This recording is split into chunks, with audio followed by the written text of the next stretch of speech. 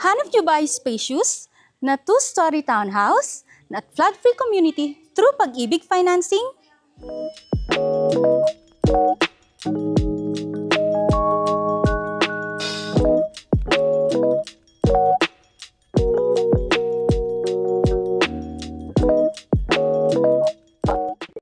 Mapagpalang araw, future homeowners and ka-dream home come true. Welcome to Shera Townhouse at Golden Horizon, Barangay Hugo Perez, Trece Martires City. I'm Elisa Angkanan, your realty specialist today. Halika, sama-sama tayo mag-house tour. Si Shera Townhouse ay may floor area na 72 square meter at lot area na 54 square meter.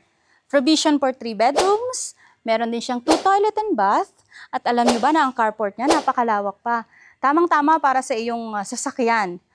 Kasya dito ang isang Avanza. Tapos tingnan niyo naman ang ceiling, ang taas. Meron pa siyang mini balcony at yung design niya napakaganda, modern na modern. Tingnan niyo naman yung carport, di ba? Ang taas ng ceiling. Ang ganda cemented na rin siya.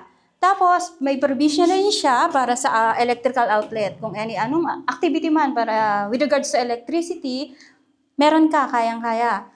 Tapos, punta tayo dito sa harap ng bahay. Meron pa tayong space dito para sa mahihilig sa halaman. Pwede ka maglagay ng iyong mini garden para mas okay, di ba? Halika, silipin natin si Shera Townhouse. Si Shera Townhouse, ito na po yung complete turnover niya. Ang tiles niya, 60 by 60 ang sukat po. Ang ating wall po, painted na. Tingnan niyo naman yung ceiling, napakataas. Steel deck na din po yan. Dito sa living area, meron naman po tayo ditong 3 outlets. Bale, magiging pang-apat na outlets po natin itong sa window type aircon na naka-prepare na din to po.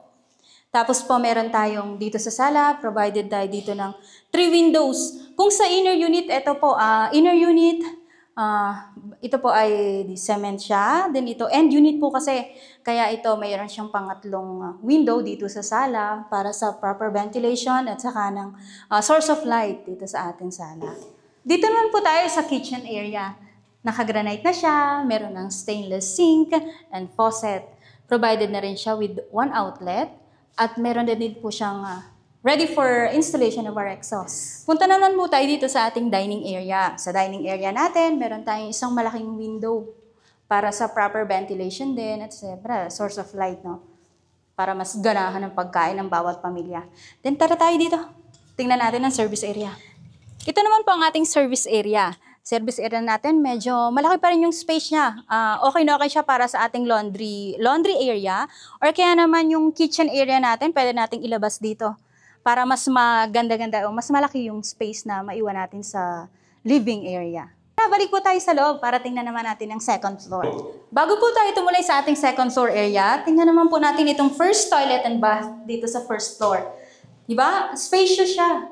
Saka complete na yung ating mga accessories. May shower, may faucet, may soap holder. Ito, ano na rin siya, with flush. Ito, lavatory. Di ba, konti na lang ang matipid ka na pagka, ito na kasi ang actual turnover niya. Dito sa second floor natin, tingnan nyo naman, napakalawak ng stairway. Ang ating pong railing, made of tubular. At saka po yung pinaka-step niya, wooden. Galing, di ba?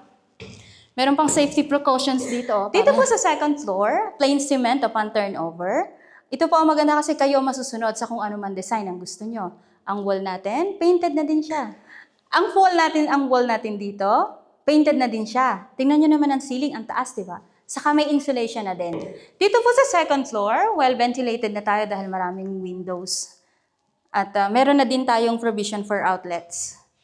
Tara, tingnan natin itong second toilet and bath. Dito sa second toilet and bath, tulad ng sa baba lang po natin, naka-tiles na yung floor saka ang walls. Tapos po, complete na yung accessories at properly ventilated ang ating. Check naman po natin yung mini balcony. Diba? Napakaganda Talaga makakakuha ka ng fresh air dito. Swak na para sa pagsilip mo kung hi, mga kabahay. Okay sir, dahil nakita na natin tong actual turnover, tara, punta tayo sa model house po. Halika, punta po tayo sa dress-up unit para makita natin yung ano yung itsura ni Shera kapag nabihisa na. Tuloy po. Dito po sa carport niya, ang ginawa niya dito sa dress-up unit, tingnan nyo naman ang ating ceiling. Meron ng downlight. Then yung aircon, di ba, na napalagyan na niya. O, may bakal na din. Then ito pong ating pinaka-gate. Pinalagyan na niya ng gate para sa safety ng car at syempre ng pamilya. Di ba ang ganda? Tara, pasok tayo dito sa loob. Makita natin. Wow! Tingnan nyo naman, no? Ang ganda, di po ba? Nilagyan lang yan ng simpleng-simpleng upuan. And then, siya na, nag-provide na siya ng ibang mga ang ating ceiling. Tingnan nyo ang forma. Ang ganda, di po ba? Cove ceiling. Cove ceiling. At saka po yung mga pin lights. Ang ganda, oh. Ganda ng pagkakadesign niya. Yung ating pong kitchen top. Kitchen countertop, ang ganda. Nilagyan niya ng cabin ng cover, yung pinaka-ilalim mo para sa mga anumang gamit. Diba? Ang galing. Oops, sorry. Tapos nagkabit din siya ng cabinet. Diba na yung space niya, yung space na na-minimize niya. Ang space. Ang ganda. Ito yung exhaust. Nalagyan na rin niya.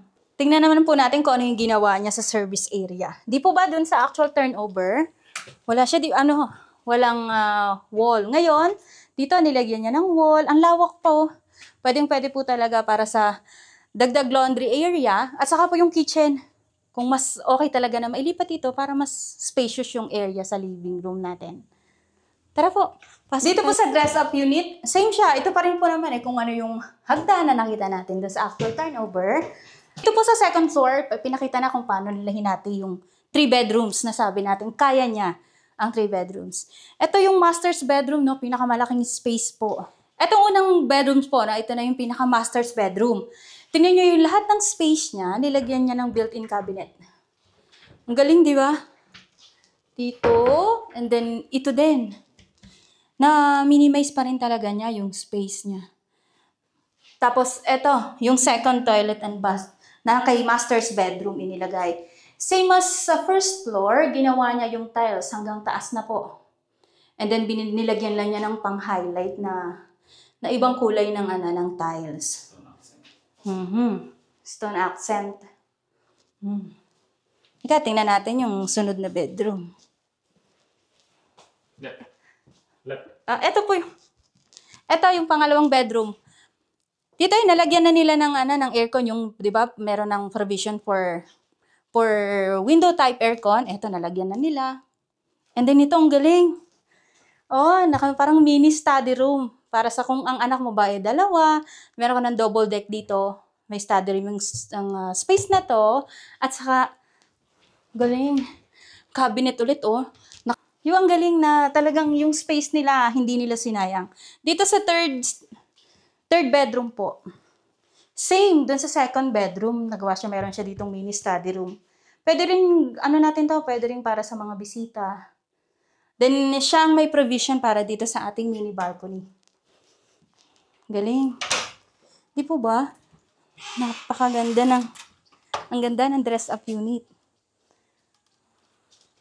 Diba? Future homeowners at mga ka-dream home come true, nakita nyo na ang actual unit at ang dressed-up unit. Ngayon naman, tingnan natin ang sample computation. Total contract price, reservation fee, monthly amortization, required income. Muli po, ito po si Eliza ang kanan. Ilalagay ko po ang number ko sa baba para madali nyo akong ma-message tungkol kay Shera Townhouse. See you!